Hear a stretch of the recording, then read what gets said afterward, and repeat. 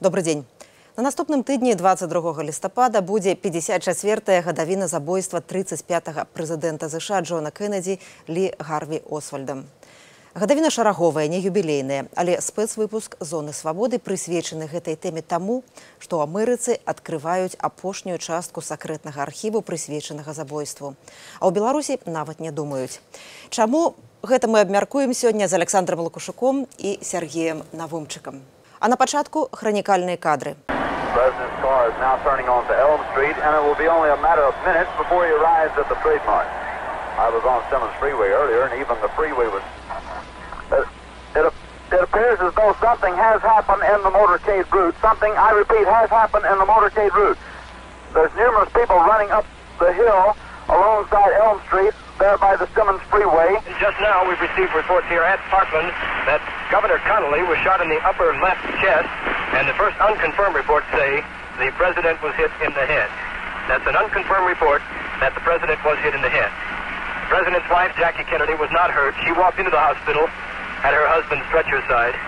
And a Dallas newsman, Mal Couch, said he was riding shortly behind the president in the parade. He said after the shots were fired, he happened to look up at about the 5th or 6th floor. Нядаўна прэзідэнт США Дональд Трамп сваім указам рассакрэціў апошнія некалькі тысячаў архіўных матэрыялаў, звязаных з забойствам Кеннеді. Александр, чаму менавіта цяпер? Больш чым 50 гадоў прайшло. Чаму менавіта цяпер апошняя частка? 26 кастрычніка Нацыянальны архіў Злучаных Штатаў Амерыкі апублікаваў на сваім сайце і зрабіў даступным арыгіналы 2891 дакумент, такім чынам стаў адкрытым. Всяго неадкрытых дакументаў з часу расследавання Кеннеді налічваецца 3100. Пры гэтым десяткі тысяч былі адкрытыя раней. Вось 109 дакументаў пакуль не адкрытыя, я пакуль расказваю да дэталі. Там зараз ідзе ацэнка. Ці тая інфармацыя, у якіх іх яшчэ утрымліваецца, можа нанесці шкоду вайсковым, дыпламатычным, праваахоўным інтарэсам Злучаных Штатаў. Але все роўна яны будуць адкрытыя. Апошняя дата – это 26 красавіка наступнага года. Чаму адбылося гэта цяпер? Таму што ў 92-м годзе Кангрэс Злучаных Штатаў Амерыкі прыняў закон, паводле якога на працягу наступных 25 гадоў павінны быць рассакрэчаныя ўсе дзяржаўныя дакументы, звязаныя з расследаваннем забойства Кеннеді. І гэты працэс адбываўся все тыя 25 гадоў. Напрыклад, сёлета у ліпені таксама было рассакрэчана каля 3000 дакументаў. Ну, а Так гэтыя дакументы даступны кожнаму чалавеку? Сёння да кожнаму, у кого дома ёсць, скажем, архів. Ёсць доступ да інтэрнету, ёсць просто кампутер. В принципе, трэба сказаць, што следчая справа пра забойства Кеннеді – это самая великая следчая крымінальная справа ў свеце. У ёй просто десяткі тысяч арыгінальных дакументаў, мільёны рапартаў, інтэрпрэтацый, кніг, фільмаў. І можна сказаць, што это сапраўды самая великая, але тым не менш няпоўная, таму што калі амерыканская частка зараз амаль цалкам 99 раскрытая, вельмі важная, вельмі істотная частка застаецца закрытай. Я маю на увазе, конечно, менскія архівы КДБ. Ну, Александр Лукашук шмат гадоў вывучаў менскі перыяд Лі Гарві Освальда, і вынікам гэтага стала кніга «Освальд у Менску». Яна выйшла па-беларуску, выйшла па-польску, выйшла па-расейску. І яна даступная праз сайт «Свабоды» ў раздзеле «Бібліятэка». Кожны можа пачытаць, хто яшчэ не чытаў гэтую кнігу. І ў гэтай кнізе Александр Лукашук, Сергей Навумчык вас называе, ну, бадай, напэўна, адзіным чалавекам, цывільным чалавекам у Беларусі, які трымаў гэтую справу ў руках, які гартаў яе, напэўна, чытаў часткова. Александр Лукашук кажа пра тое, што амерыканская справа, бадай, самая вялікая ў свеце, менская справа КДБ пра Освальда, якога на памеру. Ну, бадай, што не толькі ў Беларусі, але і ў свеце, бо Норман Мейлер, пра якога піша Александр, яму падтрымаць гэту справу не далі ў руках. Яму толькі давалі выпіскі. Якім чынам ён атрымаў, я думаю, Александр пра гэта крыху пазней скажа. Гэта справа ці то 6, ці то 7 томов, кожны том прыблізна 5-7 сантыметраў таўшчынёй. Ну, звычайна такія канцелярскія, значыць, тамы, канцелярскія папкі. Найбольш, што цікавага было, гэта том, дзе утрымліваюцца фотонегатывы і магнітафонныя стужкі. Скажем, вот я трымаў у руках конверт, дзе было написано «Свадьба». Это веселье Освальда. Я открыл, поглядел, значит, там сапраўды, так сказать, нарезанные по 4, по 5 кадров, и некие магнитофонные стужки были, хотя ясно, что писались там гадзіны, але вот что-то было такое важное. Технологии тогда видеозапись не дозволяли провести? Ну, так, хотя некоторые уже у них техничные моменты были, магчимости. Ну, справа в тым, что я трымаў у руках литерально хвилин 10-15, думаючы, что далей мне дазволіць з ёй працаваць. Так все-таки с самого початку, як ты туды потрапіў? Ну, вось не без удзелу Александра, недзе ў годзе ў 92-м, напэўна, так, група амерыканскіх журналістаў, а потым сенатараў праз Александра звярнуліся з просьбай даць ім доступ да вось гэтых архіваў, якія былі з Москвы ўжо вернутыя ў Менск тады. І я сам, в прынцыпе, таксама мне было гэта цікава. Я выступаў і на сесіі Верховнага Савету, між іншым, з прапановай рассакрэціць гэтую справу, і напісаў ліст да старшыні КДБ, дакладней звярнуўся да старшыні КДБ Шырковскага з просьбай даць мне гэты доступ. Па законе, як депутат Верховнага Савета, я такі доступ меў да любой інфармацыі. Гэта, правда, уступала ў супярэчлівасць з іх КДБшнымі нарматыўнымі актамі, но але закон вышэй. Ну, і ён сказаў, я, в прынцыпе, не супраць, але вот звяртайся, я падпарадковваюся Шушкевічу. Я напісаў ліст да Шушкевіча, дзе патлумачыў, чаму важна ўвогуле рассакрэціць гэтыя дакументы, і таксама, як журналіст, не толькі депутат, хацеў бы мець, так сказать, ну, з імі папрацаваць. Шушкевіч напісаў вельмі кароткую рэзалюцыю. Яна складалася з двух слоў. Шырковскаму Шушкевіч. То есть на разгляд старшыні КДБ. І вось яны недзе некалькі месяцаў, ці нават год вазілі мяне за нос. Спачатку сказалі, не праблема, мы дадзім, нам просто некаторыя трэба там нюансы паглядзець. Ну, гэтыя нюансы, это былі прозвішчы іх агентаў. Але это уже пасля першага візіта, калі ты все-таки патрымаў у руках, паглядзеў? Не, яны тады мне вось далі, калі Шушкевіч вот наклаў гэтую рэзалюцыю на ваш разгляд. И сказали, что не хвалюйтесь, 99% вы тут почитаете, только акрамя вось прозвішчаў агентаў, ну мы их не выдаем, зразумейце нас правильно. Я гэтага не разумеў, але вымушаны быў з гэтым, так сказать, пагадзіцца. Ну, выніку я не атрымаў нічога. За гэтыя месяцы, бо сабраліся нейкія ветэраны КДБ, там 187 гадовым там было, памятаюць яшчэ, напэўна, Дзяржынскага, значит, і вырашылі, што нельга даваць гэту справу. Але я хацеў бы вот, літаральна одну хвіліну, вот што сказаць. Чаму, скажем, мне гэта было цікава, думаю, чаму Александру гэта было цікава. Справа в тым, што вот для нашага пакалення Кеннеді гэта быў не зусім амерыканскі прэзідэнт. Гэта быў прэзідэнт, палітык вогуле новай фармацыі. Я вось недзе ў пачатку 70-х гадоў прачытаў гэтую кніжку, дома была ў сямейнай бібліятэцы, у перакладзе на расійскую гучыць «Убийство президента Кеннеді», і я быў совершенно просто ашаломлены не фактам забойства, а тым, як пісалася вось пра Кеннеді, пра яго маці, пра Жаклін. Так у нас пра Брежнева не пісалі. Вось знакаміты фотаздымак з дэбатаў Кеннеді і Ніксона, тэледэбатаў. Ніксон быў лепш падрыхтаваны да прэзідэнцтва, он быў віцэ-прэзідэнтам да гэтага. Але ён вельмі дрэнна выглядаў. Ну, нешта ў яго там бессонная ноч была, ці штосьці такое, а Кеннеді вельмі сябе імпазантна паводзіў і паўплываў на тую катэгорыю насельніцтва, на якую здавалася, ну, не істотна ўплываць, дамахазяек, гаспадыняў. І яны выбралі. Это быў палітык новай фармацыі, абсалютна раскрыты, малады, імпульсіўны.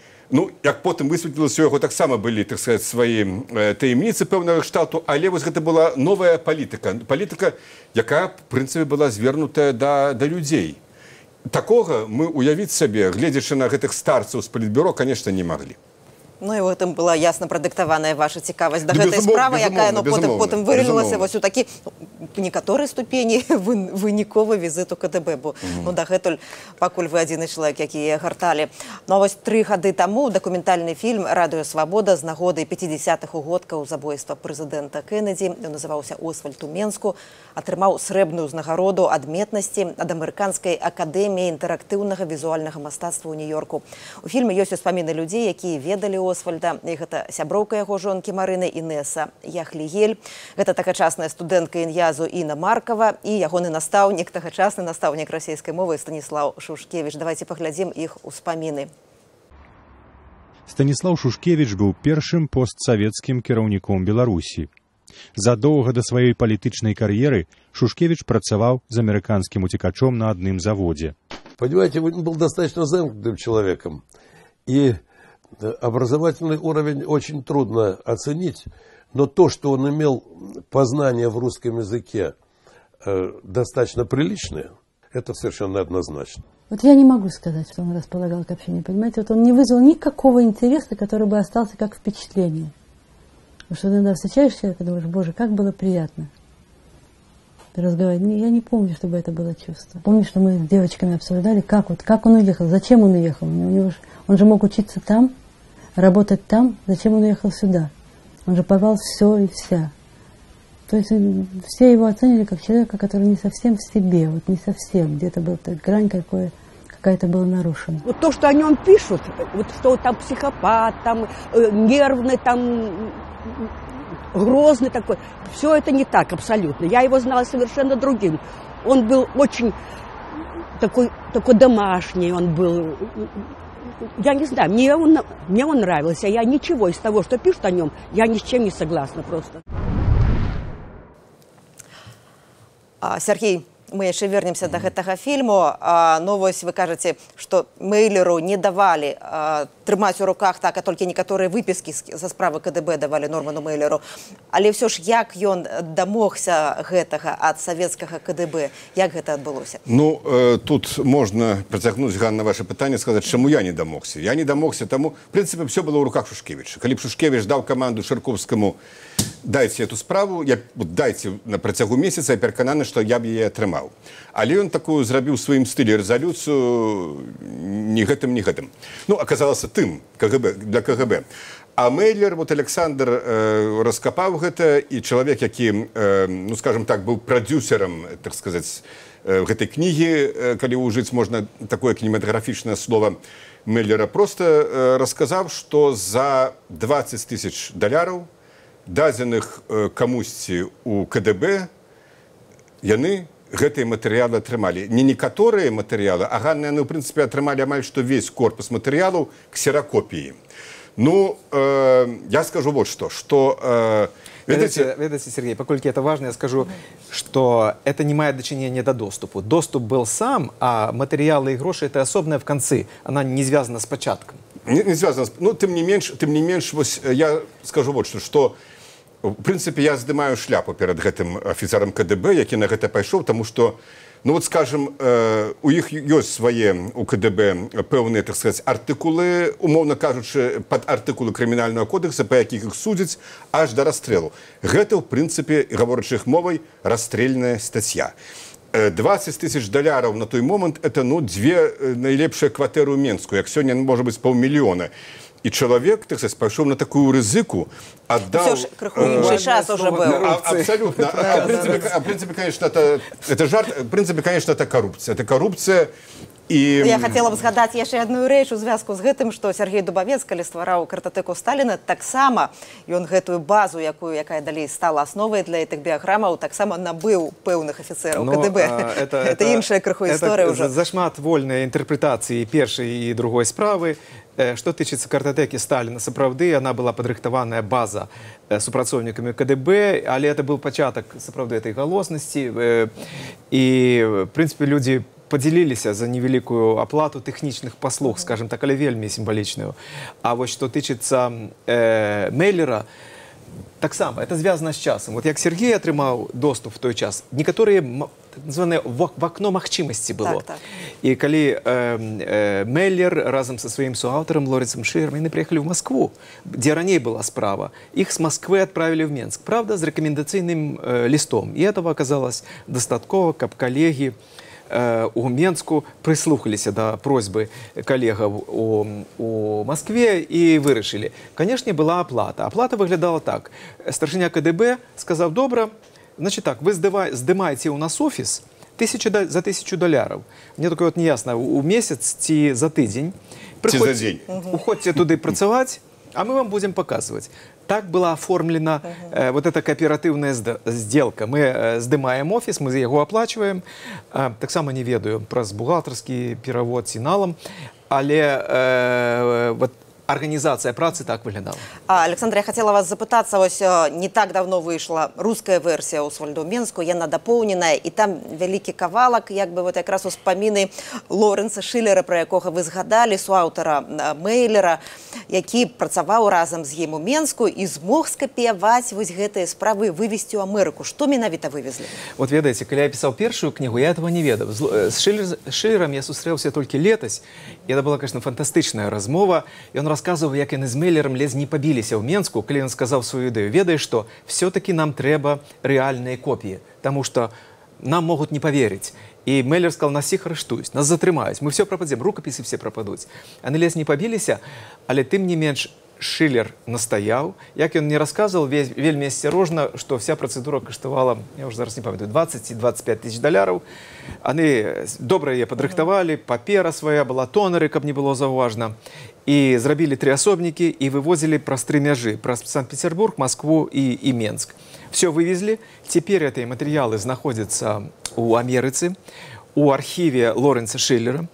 Ён их никому не показывае, не показаў ён их и мне. Нават калі президент Ельцин перадаў некаторыя матэрыялы, звязаныя са справай Кеннеди Биллу Клинтону, ФБР звярнуліся да Шиллера и сказали, ну давайте просто покажите нам, мы зверым, ці все нам перадалі, ці все правильно. И он пагадзіўся им показать, але в присутности своего адвоката они не могли рабіць копий, поглядели, закрыли, зашли. Будучыня іх, правда, таксама вядомая, як і будучыня тых архівных матэрыялаў, якія адкрылись недавно. Лоренс Шиллер все перадае аднаму з універсітэтаў, всю свою спадчыну, она будуць там в доступе. Колькі цяпер яму гадоў? Ему уже 70.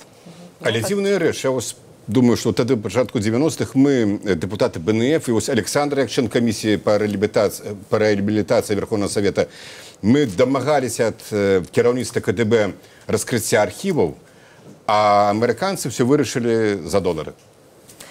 Мы часам наракаем на тое, што архівы спецслужбы ў Беларусі закрытыя.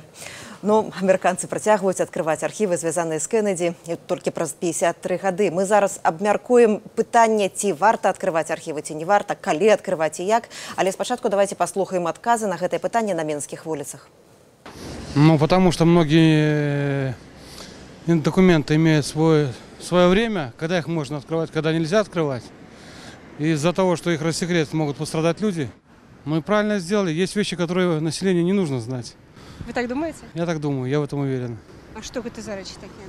Да разные, всякие. То, что обывателю простому знать не нужно. Я никогда над этим вопросом не задумывалась, честное слово. Складаны вопрос. Ніякіх адносін не маю до гэтых архіваў. Не ведаю нічога про их лёс. Вопрос на засыпку, без понятия. Мне кажется, что все, что связано с этими юрисдикциями, всегда засекречено. Поэтому оно так было, оно так и всегда будет. Те же времена Святой Инквизиции. Мне кажется, если бы они были рассекречены, было бы не так интересно. В любом случае, то есть, это без вариантов, мне кажется. Ну, я думаю, что был разработан в определенное время норматив, и просто-напросто выдерживаются его требования. В чем-то и правильно, что некоторые архивы закрыты, и, может быть, нам просто пока мы еще не созрели узнать всю правду. Про что, например? Про то, что отбывалось.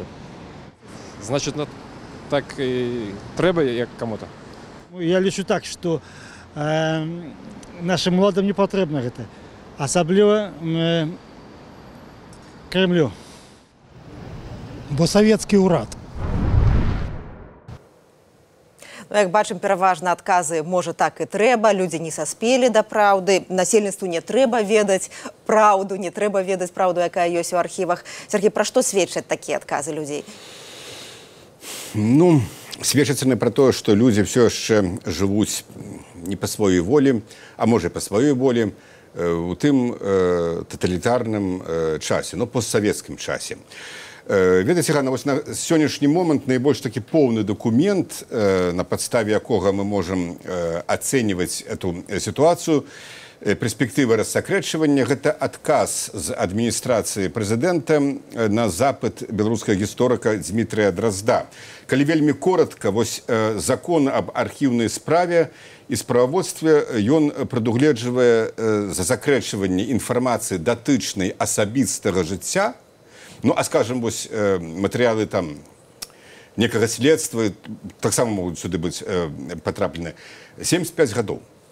Значыць, але адлік пачалі не з моманту, скажем, ну, калі мы гаворым пра ахвяраў сталінскіх рэпрэсій, не з моманту, напрыклад, прысуду ці выканання смяротнага прыгавору, а з моманту рэабілітацыі. Больш за тое, вось я працытую, што пішуць Дразду. КДБ і Міністэрства ўнутраных спраў падпісалі дамову з архіўным дэпартаментам аб працягненні тэрмінаў часовага захоўвання сваіх дакументаў на 75 гадоў. У гэтай сувязі да сыходу тэрмінаў дзеяння перадачы дакументаў з ведомасцных, это значыць з архіваў КДБ, архіваў у дзяржаўныя немагчымыя. Вось да 2081 года. Вот тыя, каму сёння 2-3 гады, 5 гадоў, яны ўжо будуць глыбокімі старцамі, калі, ну, па версіі КДБ.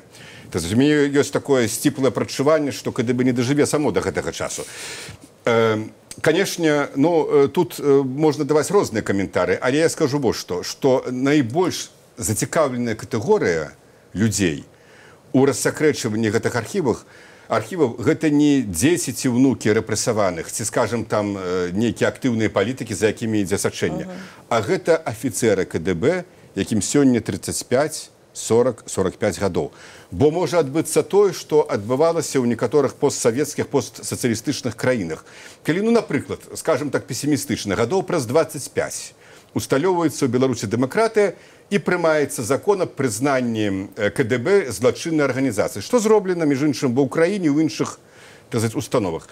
І тады чыста юрыдычна, паколькі высвятляецца, што КДБ браў на сябе адказнасць за ўсе тыя справы, якія рабіліся ў 37-м і ў іншых гадах, паколькі яны сваіх агентаў не рассакрэцілі, што зрабіла, скажем, Штази, то яно робіцца юрыдычным пераемнікам, а значыць, праца ў КДБ ў перыяд, там, я не знаю, там 2000-х, 10-х гадоў, ну, як можна атрымліваць пенсію за такую працу? Давайте, Сергей, да архіваў КДБ і стану спецслужбаў вернемся крыху пазней. Я хацела пра справу Освальда яшчэ раз пагаварыць. У вашай кнізе шмат ёсць разважанняў пра тое, ці Освальд забіў, ці не Освальд забіў, хаця кніга насамрэч не пра гэта. Самыя розныя версіі выказваюцца, ёсць сотні даследаванняў, публікацый, кніг, фільмаў, якіх гаворыцца, што не Освальд забіў Кеннеді, і, дарэчы, людзі, якія яго ведалі, многія так лічаць, менскія ягоныя знаёмцы. Вось калі ўсе архівы раскрыюць, у тым ліку і тыя, што Шылер мае, так? Ці можа вось скончыцца канец гэтым канспіралагічным всім версіям? Ведаеце, вось недавно газета ангельская «Гардиан» опубликовала в сувязі якраз з засакрэчаннем документов Кеннеді спіс самых популярных канспіралагічных тэорый свету. Я быў уражаны, што самай популярнай, ну, на першае месца яны поставили, это была тэорыя, што Земля пляскатая. В 6 стагоддзі до нашей эры Пифагор заявіў, што яна круглая, да? Зараз лётаюць эти всякие там сателлиты, на все есть отказ. По-перше, это специально, значит, нам дурят голову, такие сигналы посылают, картинки такие робят, ничего это нема. Не, архивы, як бы их не открывать, не вырашаюць пытання знікнення канспіралагічных тэорыяў. Ведаеце, я вот в 89-м годзе быў на землятрусе у Армении. Шмат людей мне казала, это специально зрабілі, это специально, типа там азербайджанцы, турки, каб знішчыць армянский народ. Конспирология – это такая речь, якая не поддается ведам, потому что она в іншай сферы знаходится, она находится в сферы веры. Але, калі говорить сур'ёзна, я скажу вот, что каждый раз, калі я чую от знайомых Освальда, сябров іншых, я упэўнены, что ён не мог забить. Я пытаюсь, а чему вы так упэўнены? Ну, а як один мог человек забить? Я говорю, вы вывучали документы, вы глядели материалы баллистичной экспертизы, вы разбираетесь в ее, вы бачили оценки оценок этих. Не, я так думаю. Вот это, конечно, щиро сказать, просто раздражнять уже давно меня почало, что люди не займаюцца, не вывучаюць, тым не менш маюць поўнае перакананне. Гэтая рэч застанецца, але задача журналістыкі, задача даследнікаў, задача гісторыкаў – это не эмоцыі, это вывучэнне фактаў і выкладанне з таго, што з іх вынікае. Ну і давайте яшчэ паглядзім фрагмент фільма «Свабоды», успаміны пра Освальда ў Менску. Якраз паслухаем тых людзей, якія перакананыя, што ён не забіваў. Інна Маркава ўпершыню сустрэлася з Освальдам падчас выканання скрыпічнага канцэрту «Ми-мінор» Мендельсона. Пазней яна бывала ў малой кватэрцы Освальда ў прэстыжным раёне Менску. Мне казалось, что это такое сделали подставу, включив туда вот всю ситуацию с Советским Союзом. Мне казалось, что он не мог этого сделать. Или надо было стать совсем сумасшедшим, чтобы это сделать. Я и вообще вот друзья, которые ее знали, мы все не верим. Ну, кто его знал там? Кто-то, конечно, гораздо меньше знал. Да, собственно говоря, больше ее знали, чем Алика. Ну, а мне так вот пришлось знать его. Не верю. У меня абсолютное убеждение, что они нашли вот такого, значит, пассивного, ну, в общем-то, спокойного, сговорчивого мальчика и подставили его как виноватого. А те умыли руки. Заключением комиссии Орина я просто даже намеком не верю. Я специально это все понял, посмотрел. Это не работа моего ученика. Ну, вось і Станіслав Шушкевіч кажа пра тое, што мой вучань такога зрабіць не мог. Сергей Навумчык, вы працуеце над цыклем кнігаў пра найноўшую гісторыю Беларусі і адзін з галоўных герояў вашых кніг якраз і Станіслав Шушкевіч. Вам бракуе доступу да архіваў? Я спачатку скажу пра Освальда. Вось адзін з аргументаў таго, што Освальд не забіваў, ён дрэнна страляў. Вось перад вами чалавек, які, калі яго прызвалі ў армію, зусім перад гэтым не страляў, а я быў лепшым афіцэрам, стралком у дывізію, у мяне ёсць пасведчанне. Чаму так адбылося? Інтуітыўна, я не ведаю. Таму гэта, конечно, не аргумент. Ну, бракуе ці не бракуе, я вось... Як сказаць, конечно, любыя архіўныя дакументы, любыя сведчанні, яны даюць нейкія дэталі. Але вот, в прынцыпе, калі браць гэты мой цыкл «Гады найноўшай гісторыі», ну, скажем, 94 год, вось у меня была такая концепция, я ее отстоивал. Спочатку ее успрынялі все вельмі так, ну, насцярожана. Большасць, што вось гэта барацьба, прэзідэнцкая барацьба 94 года, гэта была барацьба не паміж Кебічам і Лукашэнкам у другім туры, скажем, а это была барацьба праімперскіх, прарасійскіх сілаў з нацыянальным адраджэннем. А ўжо Кебіч ці Лукашенко, это уже была справа другая, ну, перамог, так сказать, мацнейшы паміж сабой. Зараз гэта прынялі. Ну, калі б, напрыклад, адкрылі архівы КДБ, я думаю, што вось гэта ніяк бы не перавярнула ў нейкі іншы бок. Таму што, ну што, толькі мы ведалі дэталі, хто там быў агентам, хто не быў агентам. Што, Сергей, архівы не зацікавілі б ця, думаеш? Не, мяне б зацікавілі б якраз архівы. Я кажу, што вот глобальна, як зараз вот гэтыя рассакрэчаныя архівы з забойствам Кеннеді, яны асноўную версію, так сказать, асноўныя доказы, яны не абвергнуць. Але ў нюансы, безумоўна, важныя. У гэтым кантэксце я б хацела згадаць такую штодзённую перадачу «Свабода», якая выходзіла на хвалях «Свабоды» ў 2000 годзе «Слова дня». І адно з гэтых словаў, гэта было слова архіў. Далей, вось гэта перадача стала кніжкай «Слоўнік свабоды». Я маленечкі фрагмент хацела зачытаць, Александр Лукашук. Вы якраз напісалі пра архіў. Одно з моих любимых слов. Так. Архівы БНР сталіся першай ахвярай бальшавіцкай палітыкі ў Беларусі. Засакрэчаная дзяржава, украдзеная памяць, замкнёнае ў вязніцы спецсховішча мінулае, якое не стала будучыняй, пакуль не стала. У архівах захаваная не толькі мінуўшчына, але і прышласць. І вось апошняе пытанне, Александр Лукашук, да вас. Як вы мяркуеце, вот вы пісалі, вы перакананы ў гэтым, чаму ж все ж у архівах схаванае не толькі нашае мінулае, але насамрэч і нашае будучыня? Ведаеце, гэта вельмі проста. Это вельмі проста. У закрытым грамадстве архіў – гэта турма памяці. У адкрытым грамадстве архіў – это неабходная частка падмурка свабоды, дэмакратыі, законнасці, маральнасці, нацыянальнай ідэі, патрыятызму. Роля архіваў в дэмакратычным грамадстве просто надзвычайная для сацыяльнай справядлівасці, для нацыянальнай еднасці, для вырашэння нейкіх законных, юрыдычных праблемаў. Вось тое, што Сергей згадаў, там краіны Балтыі, Украіна, адкрылі все свае архівы. Они разорвали ланцуг тоталитарного минула, турмы. Они выпустили память на свободу. Без памяти мы никто, и звать ніяк. Тому, конечно, будущее в этом сенсе, я кажу, будущее, значит, я верю в будущее Беларуси, значит, в будущее свободных архивов. Ну, и самым вельмі каротка, літаральна адным сказам, якая ёсць альтэрнатыва дзяржаўным архівам, якія пакуль закрытыя? Есть 4 крыніцы гістарычных ведаў. Это архівы, документы в іх, это эпісталярый, это друк, в тым ліку дыгітальны цяпер, і гэта мемуары. Але есть еще 5. Это тое, што робіць Светлана Алексеевич, тое, што робіць Зміцер Бартосік. Збіраць галасы, записывать іх, выкладаць і складаць. Мне здаецца, што вот эта альтэрнатыва выдатна працуе в Беларусі, она павінна працягваць працаваць, і мы, конечно, все в ёй бярэм удзел. Сергей, вось вашай кнігі таксама альтэрнатыва дзяржаўным архівам. Ваш адказ на гэтае пытанне. Я думаю, што вельмі важна, каб кожная сям'я захоўвала тое, што звязана з ёй, з гэтай сям'ёй. Я маю на увазе нават не толькі тым, у каго хтосьці быў рэпрэсаваны, але ўвогуле вось гэтыя лісты, гэтыя фотаздымкі, якія спачатку здаюцца, можа быць, зусім дробнымі, нецікавымі, з іх складаецца гісторыя не толькі чалавека, але і гісторыя народа, гісторыя нацыі. Это важна. Журналістыку часта называюць першым чарнавіком гісторыі. Ужо 15 гадоў «Свабода» пераводзіць чарнавікі ў шыставікі, журналісцкія доследы ў арыгінальныя кніжныя выданні. Сёння ў бібліятэцы «Свабоды» больш за 500 назваў. І зараз мы нагадваем вам пра адно выданне, пабудаванае якраз на даследаванні архіваў.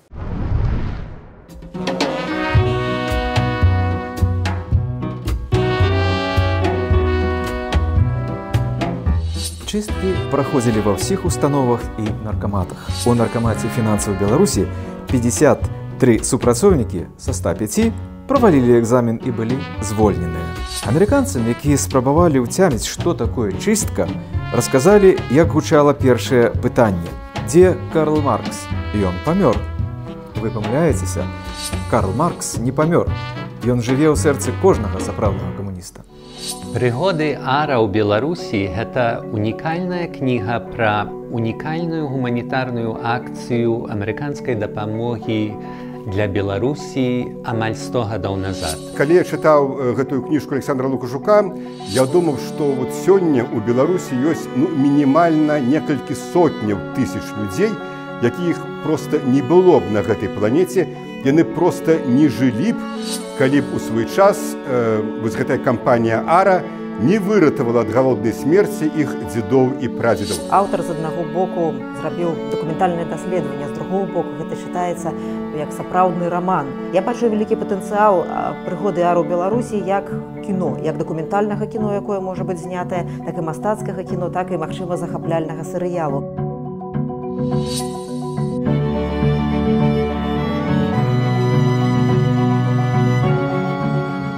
Там і гісторыі кахання, там ёсць і гісторыі сачэння, якое спецслужбы таго часу ГПУ вяло з амерыканцамі. Там ёсць гісторыі барацьбы бюракратыі паміж сабой і менскай супраць маскоўскай. Там ёсць гісторыі нацыянальнай інтэлігенцыі. Дапамогу Ара атрымлівалі Янка Купала, Якуб Колас, акадэмік Некрашевіч, Пічета. В Беларусі пануе такая антыамерыканская прапаганда, яна ідзе з расійскіх тэлеканалаў, з беларускіх дзяржаўных тэлеканалаў. Вельмі важна даваць праўдзівую інфармацыю пра тое, якую дапамогу аказвалі Злучаныя Штаты Беларусі, наколькі вялікая гэтая дапамога была, і насамрэч дагэтуль амерыканская дапамога Беларусі працягваецца. У пэўным сэнсе гэтая кніжка Лукашука слова падзякі і амерыканцам, і амерыканскаму прэзідэнту Губеру за тое, што вось гэтыя сотні тысяч беларусаў сёння жывыя. Дзейнасці Ара ў Беларусі прысвечана сталая экспазіцыя Нацыянальнага гістарычнага музею. Імя Герберта Гувера носяць пляцы і вуліцы ў Менску, Віцебску, Гомелі, Горадні, Берасці ды ў іншых гарадах і мястэчках. Так няма. Так будзе.